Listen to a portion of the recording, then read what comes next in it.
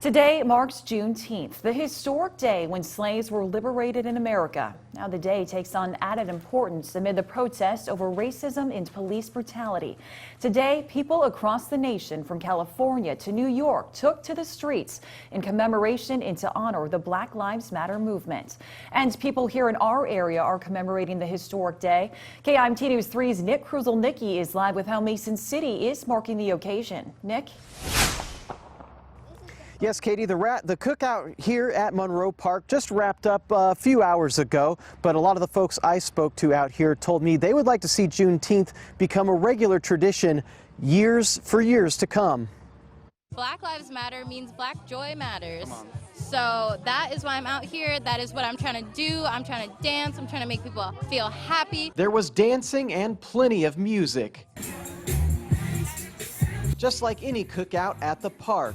But the message is clear: Black Americans want a day to celebrate their history and culture.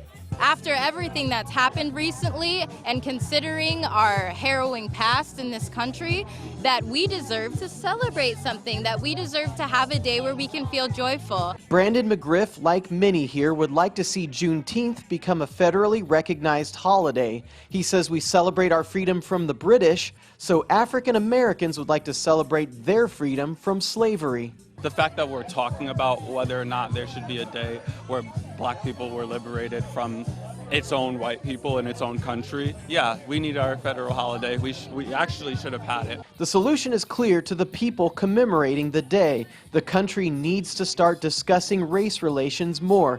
Couturier Sublette says racism still exists, but in more subtle ways. It's not the 40s, it's not the 50s, it's not the 60s, it's not as blunt and in your face, but it's still there and you can see it, but we don't want to actually talk about it.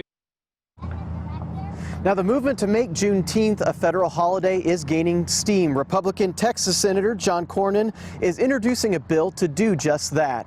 Live in Mason City, Nick Kruszalnicki, KIMT News 3. Thanks, Nick.